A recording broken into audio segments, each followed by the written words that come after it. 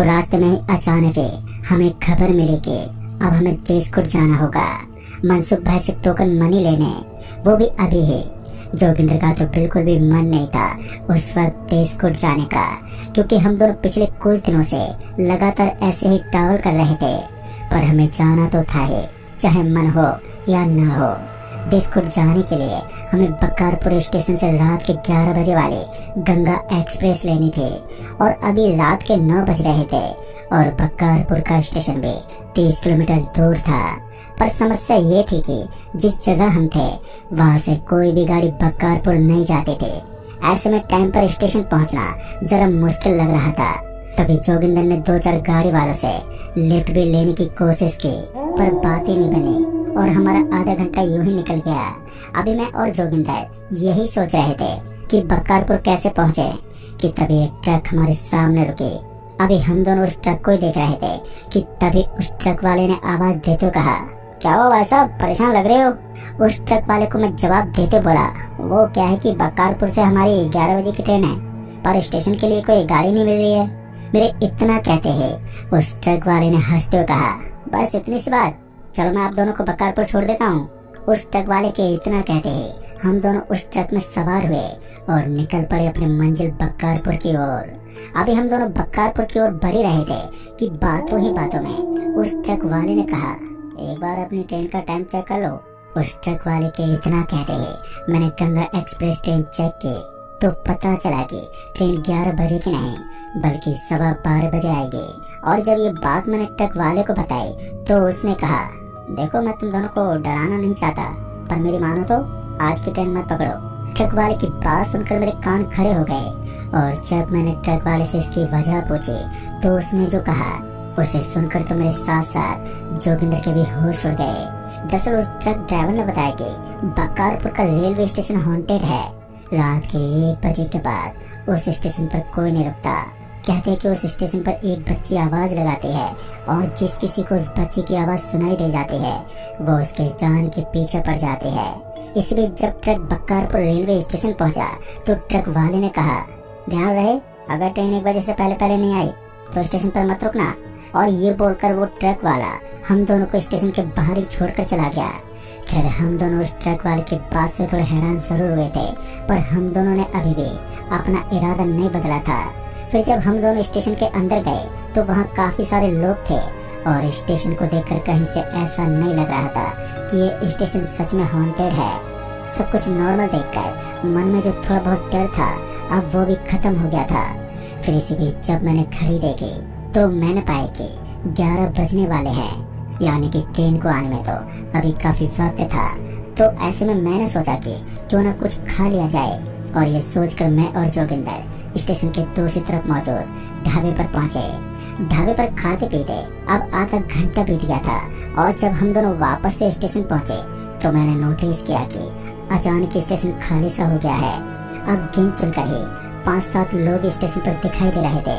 खैर पहले तो मैंने इस बात पर इतना ध्यान नहीं दिया और वैसे भी अब हमारी ट्रेन के आने का समय भी करीब आ गया था।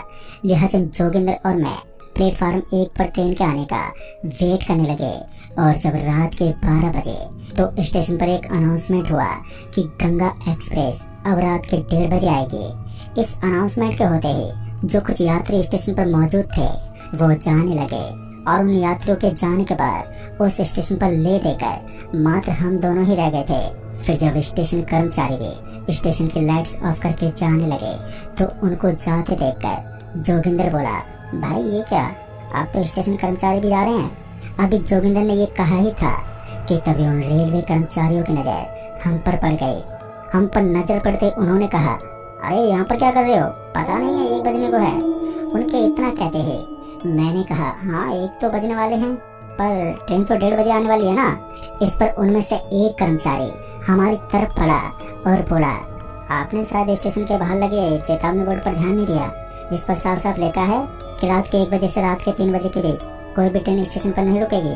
अब उस रेलवे कर्मचारी ने अपनी बात खत्म भी नहीं की थी कि जोगिंदर बीच में उसे रोकते बोला, अरे अगर कोई ट्रेन 1 बजे के बाद स्टेशन पर नहीं रुकेगी तो फिर कहाँ रुकेगी।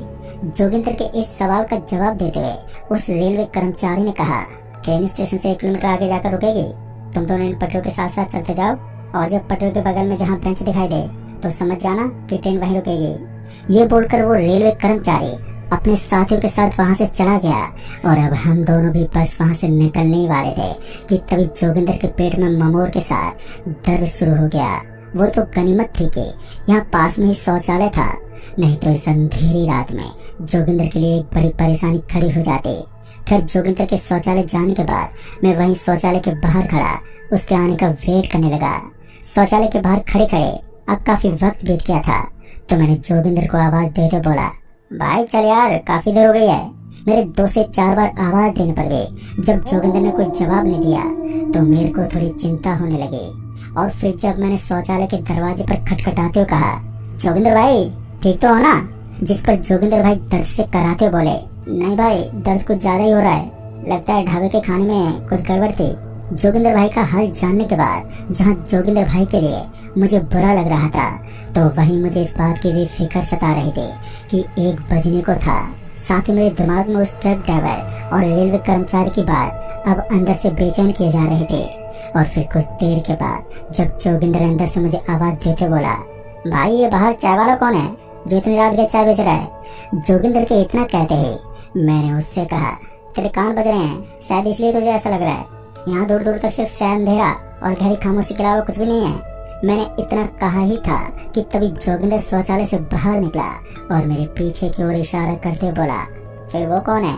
अभी मैं पीछे पलटकर देखने वाला था कि तभी जोगिंदर बोला, सुनो बेटा सुनो।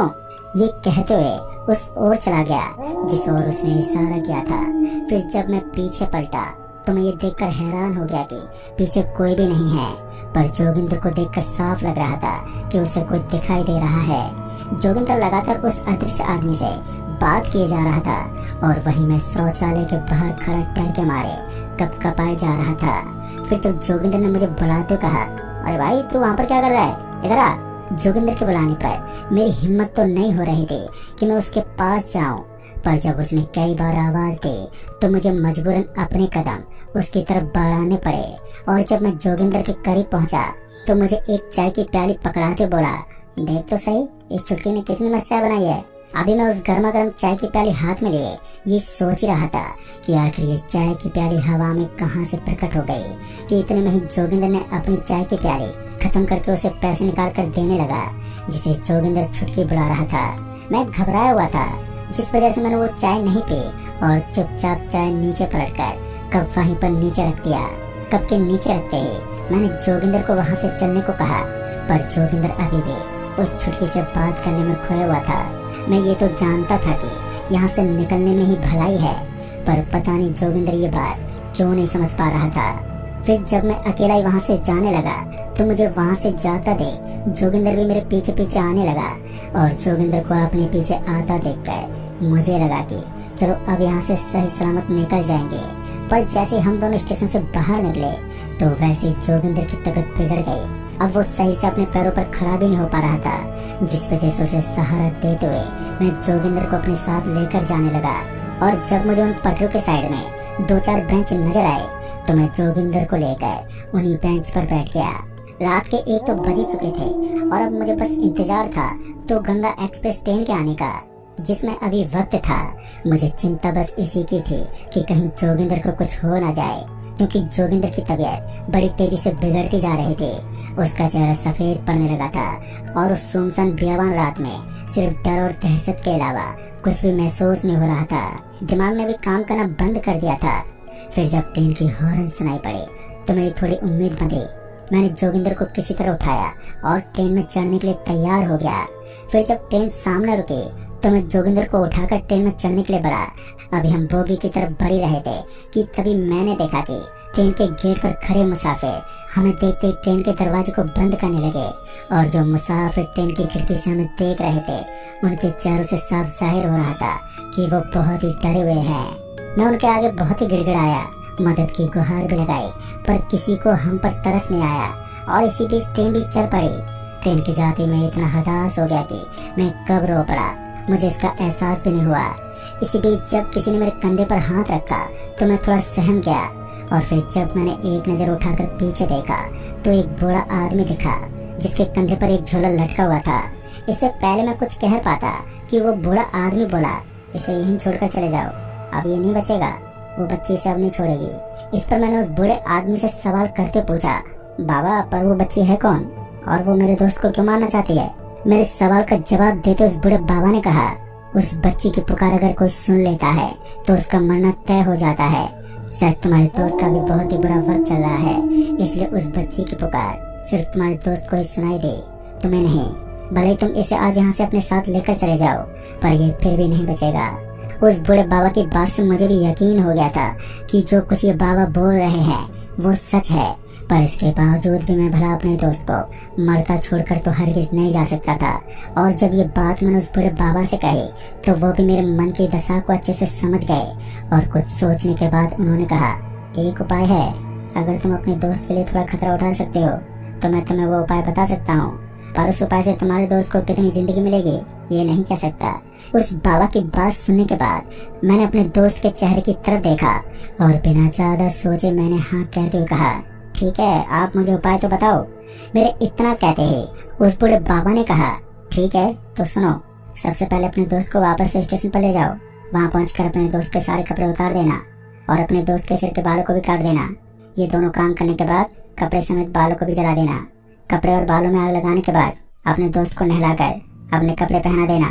फिर तुम स्टेशन से चुपचाप अपने दोस्त को लेकर निकल जाना, पर ध्यान रहे ये सब करते हुए तुम्हें उस बच्ची की आवाज न सुनाई दे जाए, नहीं तो तुम भी अपने दोस्त की तरह मारे जाओगे। दोस्त उस बाबा की बात अच्छे से सुनने और समझने के बाद मैंने जोगिंदर को अपनी पीठ पर लादा, क्योंकि अब जोगिंदर की सिर्फ सांसें ही चल रही थी। और फिर जब मैं किसी तरह जोगिंदर को लेकर वापस से स्टेशन पर पहुंचा तो उस बाबा के कहे अनुसार मैंने जोगिंदर के सारे कपड़े उतार दिए, जिसके बाद बारी थी जोगिंदर के बालों को काटने की। बाबा ने मुझे एक उस्तरा दिया था जिससे यह आसान हो गया था और मैंने फौरन ही जोगिंदर के बाल काटकर उसके कपड़े सहित उन बालों में आग लगा दी। फिर मैंने जोगिंदर को अपनी पीठ पर लादा और वहीं के एक नलके के नीचे लेटा दिया और उसे उस नलके के पानी से नहला दिया। जोगिंदर को नहलाने के बाद अब बारी थी जोगिंदर को अपने कपड़े पहनाने की, पर जैसे मैंने अपने कपड़े उतारने शुरू किए कि वैसे ही बहुत ही तेज आंधी आ गई, जिसके चलते मुझे जोगिंदर को कपड़े पहनाने में बहुत ही दिक्कत पेश आ रही थी। पर मैंने जैसे तैसे करके जोगिंदर को अपने कपड़े पहना ही दिए और अब तक जोगिंदर को भी थोड़ा होश आ गया था। जोगिंदर को होश में देखकर मुझे थोड़ी राहत मिली और फिर मैं उसे सहारा देते हुए स्टेशन से बाहर ले आया। फिर तकरीबन 2 घंटे बाद सवेरा हुआ और फिर हम दोनों वहाँ से वापस बस से अपने घर लौट आए और उस रात हम दोनों मरते मरते बचे। पर जोगिंदर बीमार रहने लगा और फिर हादसे के तकरीबन 2 साल बाद जोगिंदर की अचानक ही मौत हो गई। जैसे कि उस बूढ़े बाबा ने बताया था कि उस बच्ची से कोई नहीं बच पाया है। खैर मुझे जोगिंदर के खोने का बहुत दुख है। मेरे से उस वक्त जो बन पाया मैंने उसके लिए किया, पर शायद उसके नसीब में मौत ही लगी थी। और इस हादसे के बाद तब से मेरा कभी भी बक्कारपुर की तरफ जाना